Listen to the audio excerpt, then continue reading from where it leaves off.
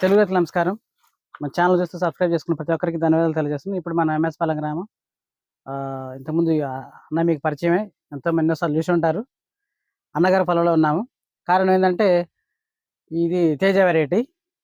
ఈ తేజ వెరైటీలో ఏమేమి కొట్టామనేది ఇంతకుముందు చాలా వీడియోస్ పెట్టాము. నేను చెప్పే కంటే గండుపూతలయ్యి ఒక ఎకరానికి 2 ఎకరాల 10 క్వింటాల దాకా 8-10 క్వింటాల వరకు లాస్ అయిన పొలం ఇదేనండి. ఆ రోజు ఆహ్, సోలోమన్ కొట్టడం అదొక మిస్టేక్ జరిగింది. సోలోమన్ వల్ల ఉపయోగం లేదు.